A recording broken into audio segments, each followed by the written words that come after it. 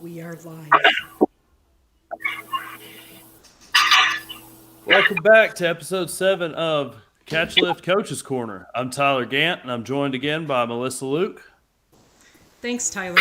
This week we're excited to welcome to the Coach's Corner guest veteran, U.S. Army, Brody Howatt. Brody, welcome to the podcast. Why don't we start right out by hearing some of your background and you telling us a little bit about your career?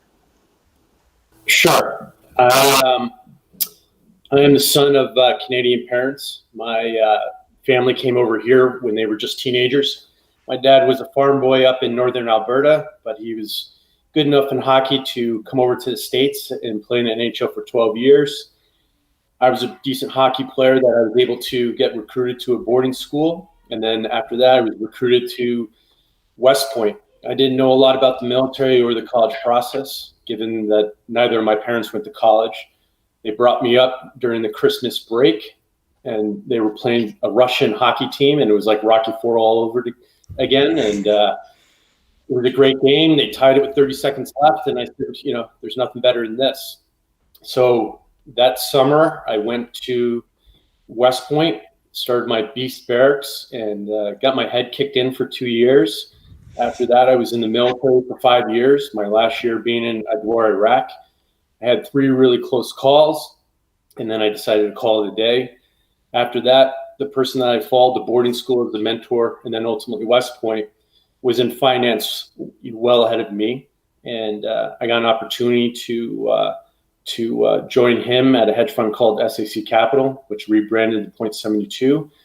I was there for 14 years. And then in July 2018, I started my own asset manager, which is just completely veterans. We have a hedge fund structure that we use our veteran status as a niche to gain access to certain areas in the market that normal people would not be able to get to. And that's where we're at right now. That's incredible. Wow. That's so amazing to hear like that you've built this team that's entirely veterans. Maybe that's a good spot to start here, Brody. Something you're so passionate about is veteran employment. How does mentorship play into that?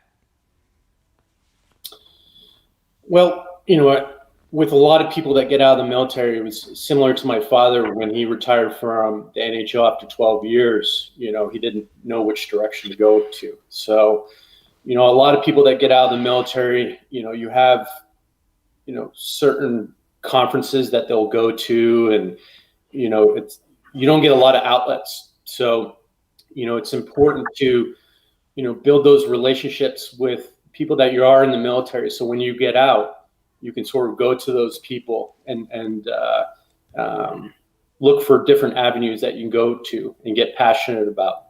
So, the way that I look at it, and I hope that a lot of civilians are sort of looking at that, is that when you take on a veteran into your business, they're older and more mature, especially, you hear a lot of people complaining about millennials.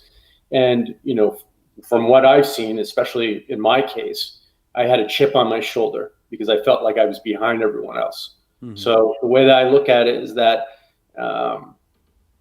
veterans should look at bringing on other veterans and mentoring them. And, it's also incumbent upon those veterans that are getting that opportunity to make sure that they're making and taking advantage of that and working their butt off.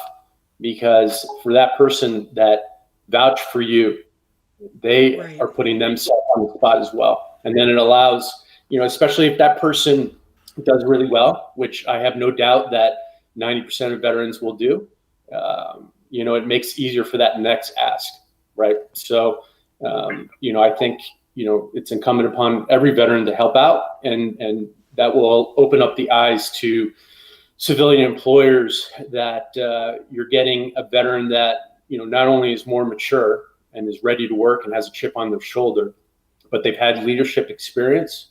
And one of the major aspects of being a leader is how to follow, right? So you have that right off the bat. So that, especially in this world, there's so many veterans, that they don't know which direction to go to. It's a big problem today. If you look at the national average in terms of unemployment for veterans is 34% higher than the national average. So it's a problem, It's a big problem, so absolutely. I think it's important for, a lot of veterans that are in a spot where they can hire and mentor to, go out there and actively look for veterans and help them out. Do you think that the mentorship aspect of it is like the way, or just one of the ways to kind of bust through that stigma that a lot of employers worry about hiring veterans with like PTSD and disabilities? Do you think the mentorship is the way to like show them that even though these veterans struggle with PTSD or depression, that they can still contribute and work uh, just as well, if not better, than anybody else? Yeah, I mean, I think, anyone, whether they're a civilian or a veteran, should always look for that mentorship. I have PTSD, and I think anyone that's gone over to combat, you leave a part of yourself overseas, Right. whether it's physical, emotional or mental. That's it's just part of it. But it's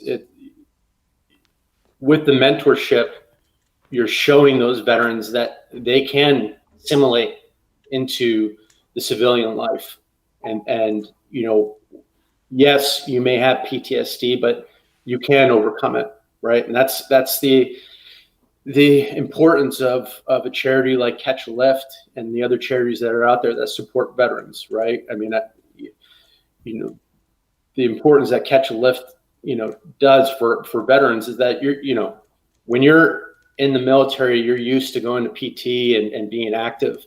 Catch a Lift helps you get back into that mode, and those type of things, being active helps you with your mental well-being. So yes, to your question, it's being a mentor and a veteran, especially someone who does have PTSD, or I have a gentleman that I'm very close with named John Fernandez that lost his both when he was over in Iraq, but he mentors a lot of veterans, and he shows them that, yes, I lost my legs, but that hasn't stopped my life, right?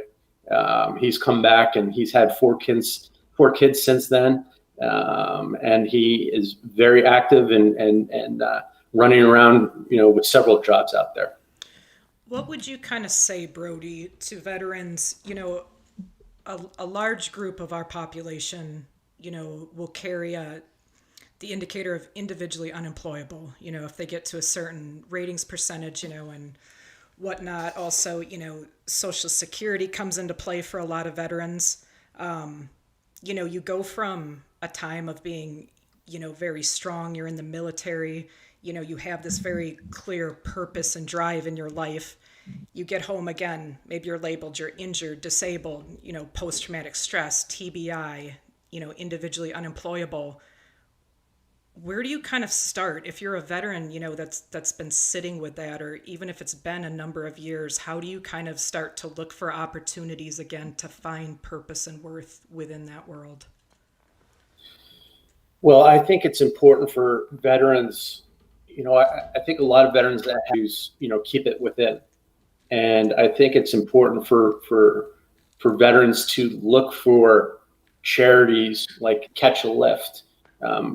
That's, to me, is the first place to start. Right. To start talking to people. Look at charities that can help you from a PTSD angle or issues that you may have. And then when you go out there and start talking about it, all these places, that's when you sort of get into that network of not only are you getting help, with whatever issues you think you may have, but it's normal, right? You have that PTSD you're going to have that if you go overseas and you've seen combat. Right. But to me, if I'm a veteran that's hurting, go look actively for help, and then through those charities, you start to network. Networking is everything, right? That's what I'm talking about with the mentorship, where it's incumbent upon veterans that are in a place of power or leadership to try to give an opportunity to these guys. And that's why it's important for a person like myself to work with different charities, because through that, the person gets help. They can network with a person like myself or someone else, and then they'll get, opportunities. Right. So it's okay to ask for help.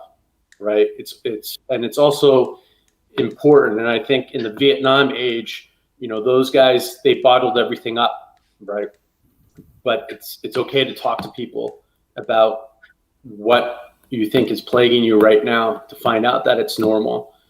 So that's where I would start. I'd go look out for help through any type of veteran charity, especially like Catch a Lift, where there's such a great network and there's a lot of people helping out. And there's a lot of civilians. You see it at Catch a Lift. There's a lot of people that are mentors that are civilians. Absolutely. That are willing to give veterans a shot. So that's what I would say to veterans that have any type of disability rating. Don't let that hinder you in going out there to not only get help, but to also network and talk to people. Yeah, usually I feel like nowadays that help only comes to the people that really ask for it. I mean, nobody's just handing stuff out anymore. You have to search for it. I mean, it's the right thing to do, to ask for help instead of just bottle that stuff up. Yeah.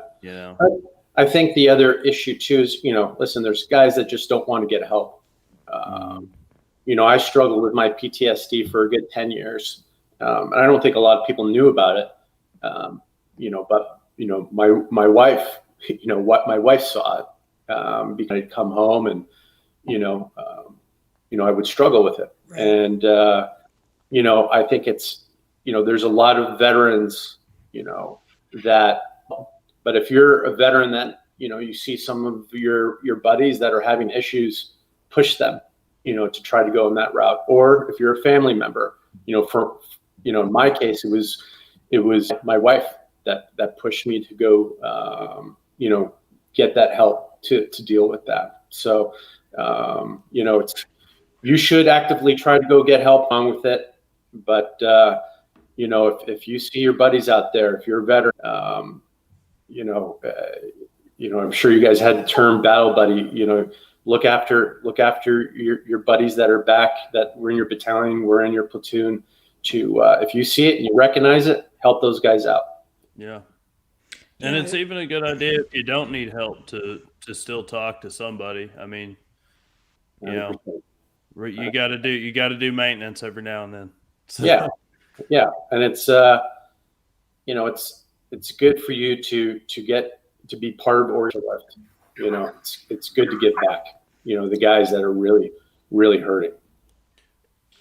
I think one of the, just to kind of loop back around on that, because I think, that's one of the things Catch a Lift does such an unbelievable job at. There's that support of veteran coaches and mentors, that have also civilians, but a good number of our coaches and mentors are veterans who have gone through the program. There's a process that you go through, and if you can find a release the way we have through physical fitness, it absolutely does help, and you find that community. And I think that's something, a lot of our veterans could attest to. What do you have there, Tyler? Oh, no, that was great. I agree with what you just said 110% too. And a lot of that, I think the biggest first step in moving towards getting help is finding the community to urge you to go do that.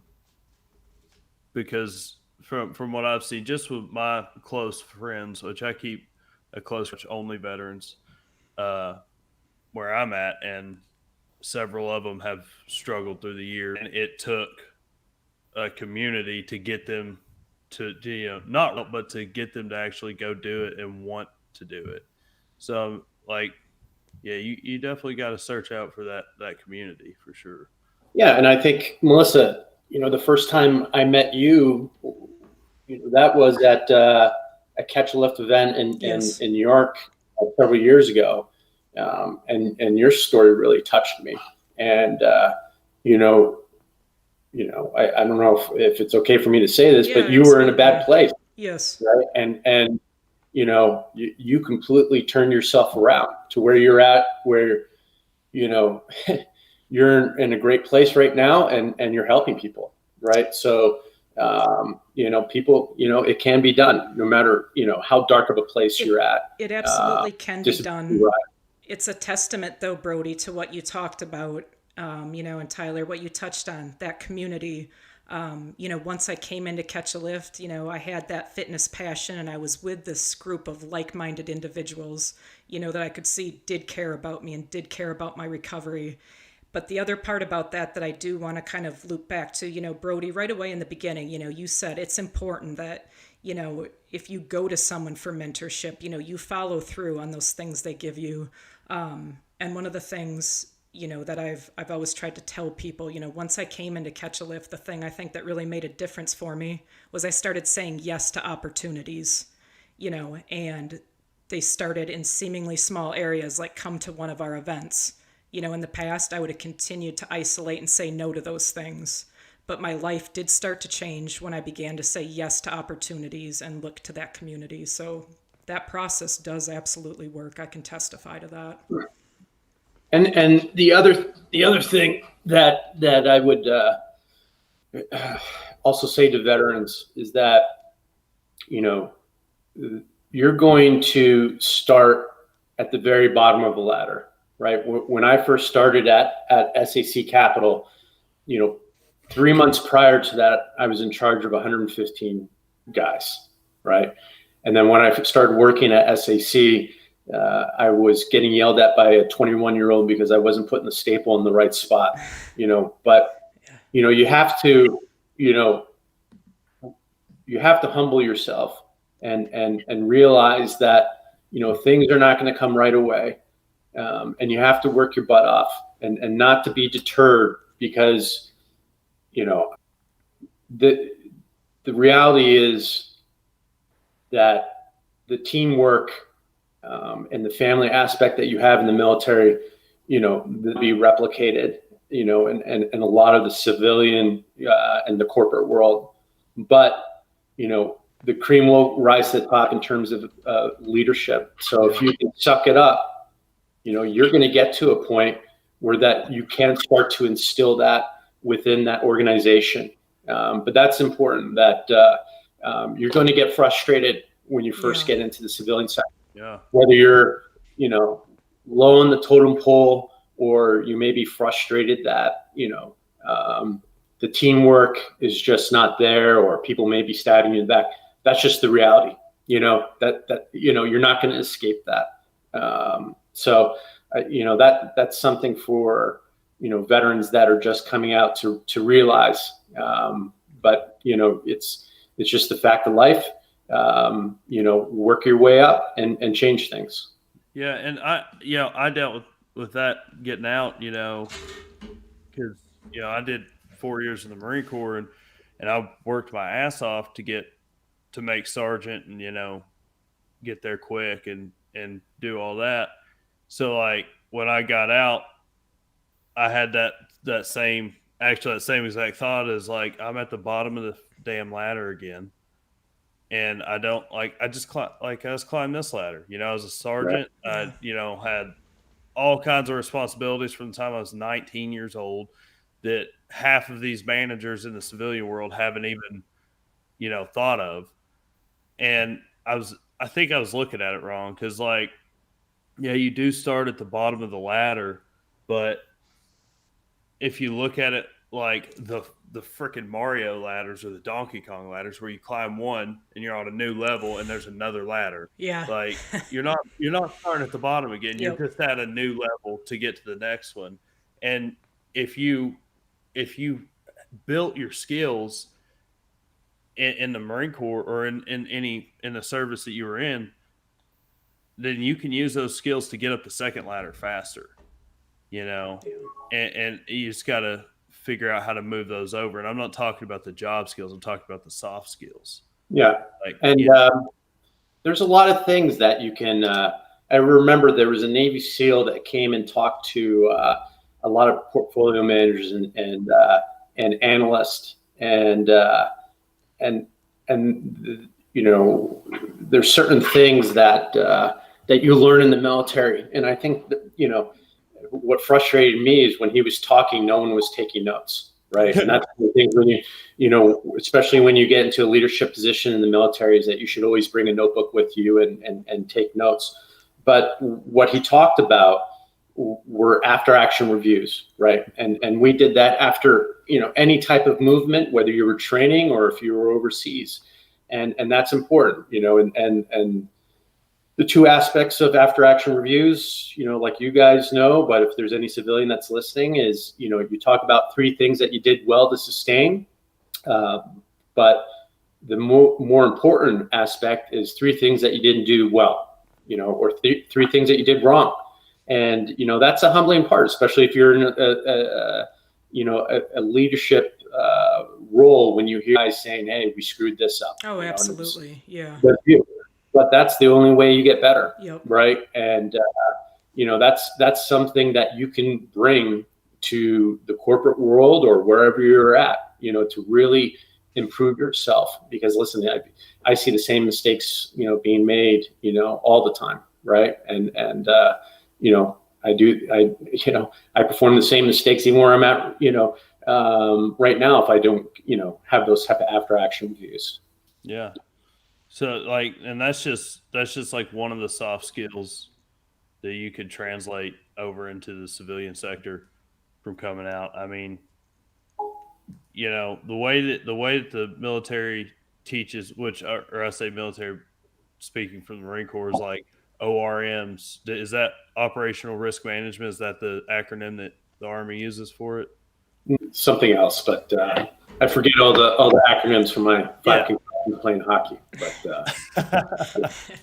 But that could hinder things a bit, yeah. But I mean, you develop hundreds of soft skills and that are like invaluable to working in the civilian world, and you just got to figure out how to translate them over. So do you have any advice on right, that? Brody? Like, how does a veteran take those soft skills that they know that they've gotten through their military training? How do they take that into a job interview and present that to an employer? Yeah. Well, I think you talk about your leadership responsibilities, the stresses that you've been through. A lot of those things that, in terms of those soft skills, it's really when you enter and get that job. I think, anyone, if you switch units and you're in leadership responsibility, the first thing you should always do is sit back and watch and see how they do things, right? As opposed to just going in there like a tyrant and saying, let's do it this way. Yeah. And, after that, then you can start to slowly implement the things that you do, whether it's after action reviews or, the 7 Ps. I'm sure you guys know that, prior proper planning prevents piss poor performance. I think in any walk of life, there's a lot of people that, don't conduct that or put that work in. So I think it's not so much, that interview. I mean, talk to, your leadership experience and your ability to take stress. But into that job, sit back, see how things, and slowly, start to work that in, and then you'll be successful. Absolutely. Do you think there's a lot of obviously there's barriers, but what do you think the biggest barriers are that are keeping employees or employers from, wanting to hire veterans or making them hesitant about hiring veterans? Well, I think, a lot of civilians have this preconceived notion that veterans are just grunts, and, I've seen a lot of the veterans, whether they are private, or, major, these are some of the brighter guys that and girls that I've ever met. Right. So, I think there's this preconceived notion that they wouldn't, from an aptitude point, be able to handle it. I even see it, and especially in the industry I'm at, they say, I've had a person who, I told that I think, hey, look, here's a gentleman that I went to West Point, was a mechanical engineer, just finished his first year at Harvard Business School. And, this person paused for, 5 seconds, and it seemed like it was 10 minutes to me. And he said, you know what, I think veterans just do better in an operational standpoint. And it took everything in my power not to bring him outside and have a come to Jesus meeting with him. Oh, I bet. But,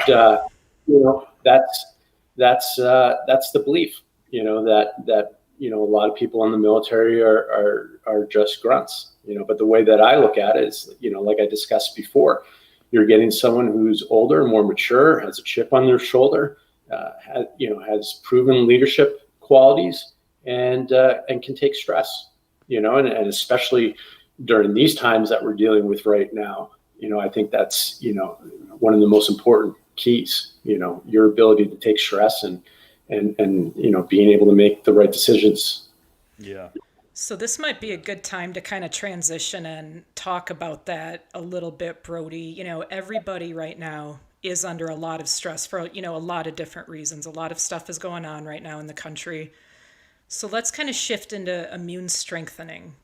And what's some missing pieces here that people don't know about, where can we start?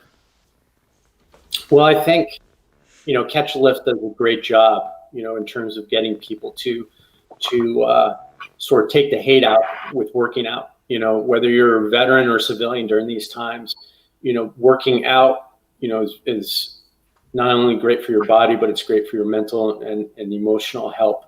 The big thing that we have with this country is that, I think why we're getting hit with the coronavirus is that, people are just so out of shape, whether it's processed foods, but something that we're not talking about as a nation, it really comes down to the 7 Ps again, is from an immune standpoint, how can you strengthen them to combat this, right? The reality is when you're dealing with any type of vaccine, the normal time for a vaccine, and I know they're trying to speed it up, but it's normally 12 to 18 months.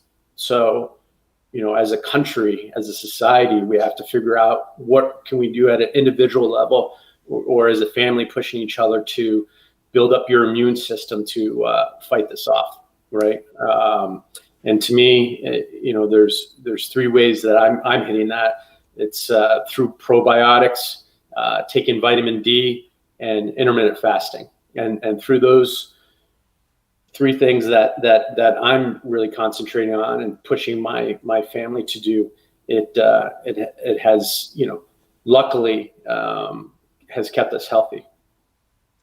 That's great to hear. What enter words? Oh boy. With the intermittent fasting, do you just do certain time blocks a day that you eat, or one time block a day and the rest of the day's blocked out? Well, listen, to me, it's fairly simple. You have your dinner, 6, 8 p.m., wherever, whenever it is. A lot of people do intermittent fasting because you can lose weight, right? Once you hit that 12-hour period, your body starts to go into ketosis. It starts to burn fat. So the way that I do is I simply just, bypass breakfast.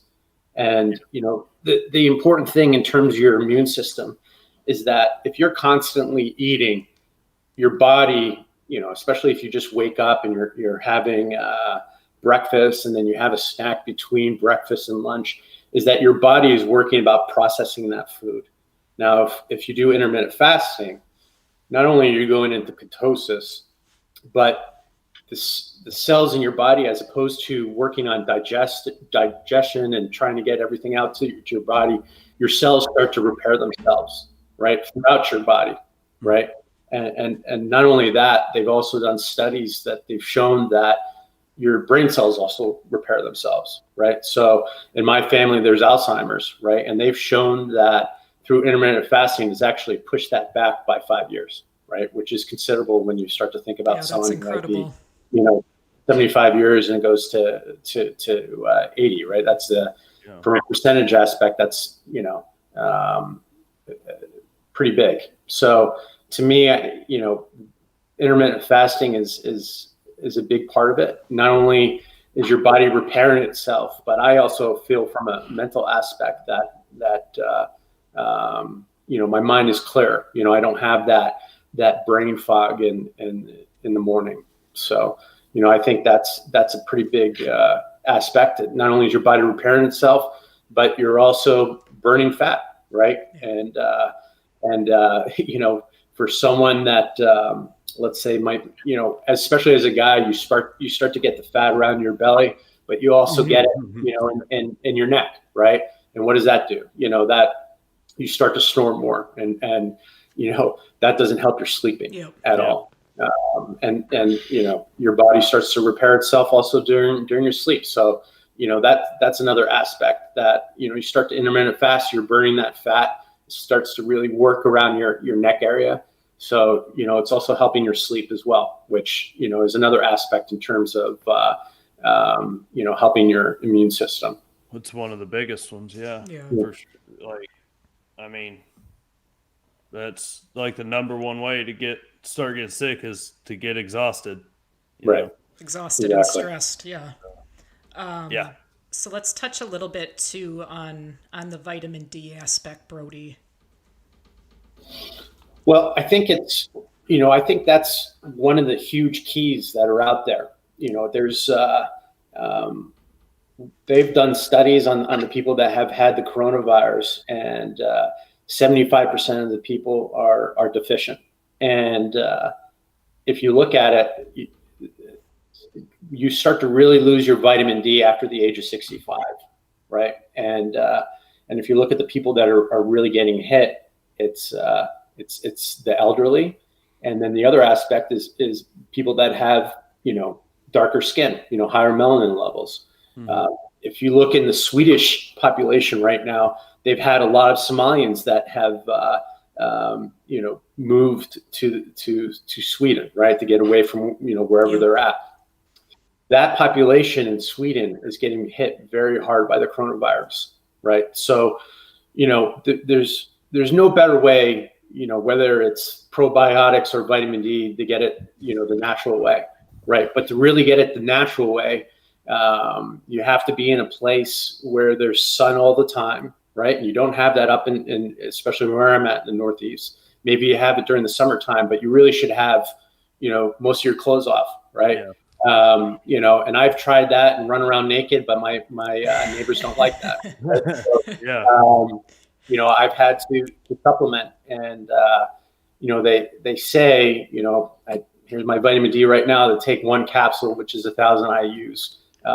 But I think you should take up well above 3,000 to make up, because everyone is deficient, especially if you're up in the Northeast, and especially if you have darker skin, because it's just it's evolution, right? I mean, if you have darker skins, because you were right around the equator, right? And if you live now up in the north, you have to supplement with vitamin D.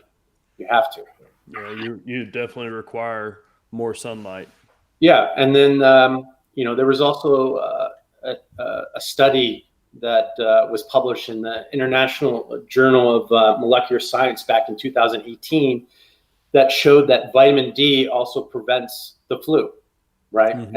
And all of this sort of makes sense, right? If it can prevent the flu, maybe it can prevent the coronavirus. And if you're looking at the people that are really getting hit by the coronavirus, it's the elderly. Like I said, above the age of 65, your vitamin D levels go down a great deal. And vitamin D not only helps you with your mood, but it also helps you with your lung functions and your respiratory system. And we're seeing right now that a lot of people that have lung issues and respiratory issues are having a big problem with the coronavirus. Yeah, because that's where the virus metastasizes, is in the bronchial tubes and in the lungs. Right. So 100%. Asthma, like anybody with asthma, breathing problems, like bronchitis, it's it's definitely going to hit you hard. As like I don't know, the diet I think plays a lot into it as well. You know, if you're not getting, everybody focuses a lot on macros, and there's usually not a lot of talk on micronutrients either. Yeah. You know, to like balance your gut flora and all that. So like which probiotics help with Right. too. If like you said, I mean, if you're eating healthy and you're taking prebiotics, which are a lot of those vegetables that help that strong, good bacteria to flourish, Mm-hmm. you don't have to take probiotics. But it's sort of similar to the vitamin D. And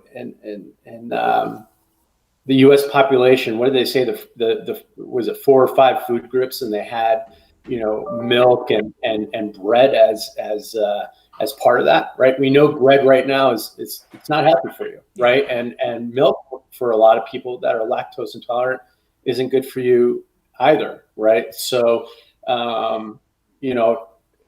not everyone is eating that healthy diet, especially in this day and age. It's actually more expensive, right, to eat healthy. And with the economic times that we're having right now, people should try to do that. But other aspect is to take probiotics, which a lot of people are saying that your stomach is really your second brain that's out there, Yeah. right? That can help from an immune perspective to really strengthen you. If you talk to a lot of people, and I started taking probiotics, and I haven't had the stomach bug in years. In fact, I have 6 kids, and because I'm too embarrassed to buy condoms at CVS, and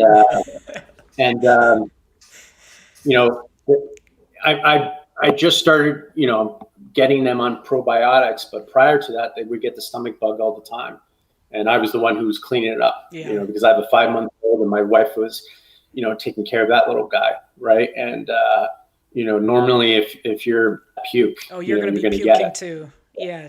Yeah. Do you have a probiotic that you can recommend for us, Brody? I think it's similar to vitamin D. With vitamin D, if you can't run around naked all the time, you should be taking the supplement. Same thing with probiotics. There's different things that you can take, whether it's kefir or sauerkraut or that Icelandic type yogurt, the ski. That has higher protein and has a lot more probiotics. But not everyone loves to eat sauerkraut. But the other way of doing it is there's a million different strains, right? That you can do your own due diligence to start to look at these. Dr. Schiff is a great probiotic that's out there. But they have different types of strains that they have in their products. Some that help with stomach issues, but there's also digestive. Some that they have that specifically help with your immune system. One strain that I'm sure we've all heard about that really helps out with your immune system is acidophilus, right? Mm-hmm. So that's something to go out and to look at and investing in yourself. And, and when you look at and start doing your due diligence on probiotics, there's certain probiotics that can be shelf stable, but there's certain probiotics that need to be refrigerated, right? So, I would just, instead of just, listen to one person, go out and do your due diligence on it and learn about it, on your own. And especially if you find those probiotics that need to be refrigerated, that you're going to the places that definitely, have made sure that that's happened, from production to the place that you're purchasing it from. Yeah. And the probiotics are definitely something that you don't want to just walk into like Walmart or any regular store and just pick one up and go with. something you definitely want to read about between multiple brands and really figure out the right one for you, and like you were saying, the safest brand to get, you know. Yeah, and you know, through three things that we're talking about, intermittent fasting actually helps you from, an economic perspective because you're not eating as much, Yeah. right?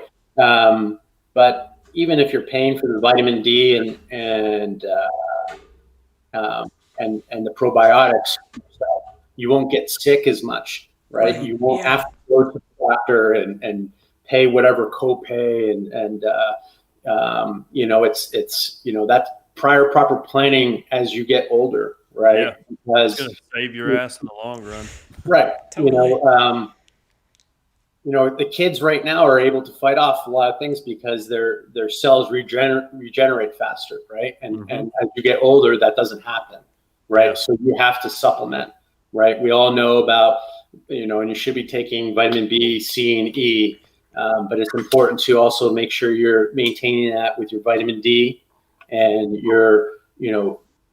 take a look at intermittent fasting. It may not work for you, but it's not hard to do. You're missing breakfast, Yeah. right? And you can even have your morning coffee, even if you're doing intermittent fasting. And definitely the probiotics, right? I think people should take a very hard look at investing in that. Yeah. And I think one of the biggest things in immune strengthening is just to get your ass outside, Right. like at a little bit. You ain't got to spend all damn day. Just get your ass outside a little bit here and there, and that's going to help you a lot, both mentally and Yeah. physically. So I know if I'm locked up in this house for a long time, I start going crazy, and just a walk outside changes the whole thing. A little bit of sunlight, the whole nine, and it'll make you feel a lot better. We have a couple questions from the chat that I think we're going to throw in here. Melissa? Yeah. The first one, Brody, Joe asks, in regards to resumes, they typically show the past 10 years. What, or if ever, do we remove our military service? I don't want to show a gap on my resume.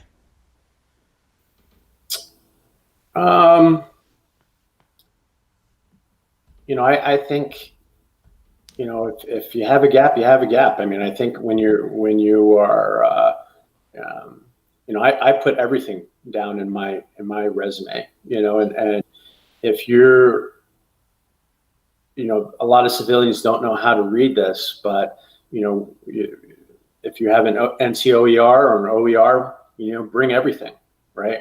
I think you have to be as transparent as possible when you're going to talk to um, an employer, right? You don't want to have them find something out after the fact. So whether you have a gap or not, or you're unwilling to show something, show them everything you've done, right? I think it's important, and especially as you become an NCO or if you're an officer, you're also doing additional duties. Put every single thing that you've done, out there. I think that may seem like trivial that you might do something else, but it shows that you can take on other projects, right, while you're conducting your main job, right? So I don't know if that answers Joe's question, but to me, I think whenever you're talking to an employer, you should be possible. Would you ever worry about like your resume being like too long? Because and I asked that because like when I did my TRS class when I got out 3 years ago, and they changed this class probably annually, knowing the military, but you spend like 2 of the 5 days on straight up resume building and writing. And the biggest thing that they stress is you don't want your resume to be too long or more than 2 pages or whatever. Yeah. What if like your relevant job history is actually more than that. Would you cut that to fit? Well, Or listen, I face the same issue now with, and I've made the same mistake. I'm trying to raise money for my funds, and I want to give the investor every single detail. But yes, that can be too much, right? Yeah. Some things they especially don't understand. I went through that. Fortunately, it was a long time ago, right? Especially with what I'm doing now, I didn't have to have a resume. I started up on my own. But if you can make detailed bullet as possible, yes. And then when you go to the employer, and you get that interview, now they have an overview of what you've done, but make sure you talk about every single point, but also bring another packet if they want to learn more, right? That initial resume is getting you in the door, right? Mm-hmm. And then you have to then expound upon yourself as much as possible. It's the same thing with what I'm doing, and I had to learn about that. Is when I'm talking to an investor, I'm trying to lure them to give me that interview, and then after that, you want to be as detailed as possible to make them feel comfortable. Whether it's hiring you or investing in you, right? So yeah, I mean, you should do that. People, especially in this day and age, right? Our attention spans have gone down to basically nothing, right? So you have to have that initial one-page resume, but once you get that initial interview, you should try to give as much as possible, in my opinion. That makes sense. That makes a lot of sense. Definitely coming in with the detailed info, and just giving them a quick scrub over the first to get in the door. Right. And then, I think it's also showing that you're prepared, right? If you walk in and you're showing, all this, I mean, of course you try to touch on everything. And you should be trying to touch on everything that you may have. Right. But, again, with that employer might not be taking notes. But you say, hey, look, this is what I discussed about. Here's even more. And then they can review that, and to me, if I'm looking at someone that comes in that respect, attacking it that way, I look at someone that's prepared, and wants the job. Yeah. You're already showing that you can prepare, that you're organized, and you're kind of a self-starter by doing that. So yeah, I can definitely see where that goes, where that would benefit you. Melissa, do we have any more questions? I think that's it as far as actual questions, but I would, before we get to the very end, guys, any of you that do want to get on, and if you, have any more really specific questions for Brody, any of you veterans in the chat, please leave your name. He is going to be on after with us, if you'd like to pick his brain more about this. Yeah, this is definitely one time I would want to get in, and because I want to pick your brain offline a lot more, Brody. Sure. A lot of interest there. But I think for this week, that's it, guys. I want to thank y'all again for tuning back in, keeping the show going, and helping us spread presence and knowledge and let veterans know that we're here for them. Melissa? Absolutely. Thank you again, Brody, for your time. Thank you, everybody, for tuning in with us. Next week, we're excited to welcome Cal coach and U.S. Army veteran Jimmy Blockett to the podcast. So that's definitely going to be a fun show. And again, guys, leave your name in the chat, and we'll send you an invite to get on with Brody, Tyler, and I. Awesome. Lastly, we'd like to thank everybody from Catch a Lift who has helped put this show together. Lynn's not on the show today. She's on the road traveling, but we want to throw a big thank you to Lynn and Henry for helping get this thing off the ground and going. And a huge special thanks to ID Technologies. As always, their ongoing support is unreal, and they have helped us tremendously this year, and we've got a lot of things in the works to come. So thank you, ID Technologies. Above all, we want to say thank you for tuning in, supporting Catch a Lift, and coming back each week to watch the show and keep this thing going. Until next week, stay Cal strong. Stay Cal strong, everyone.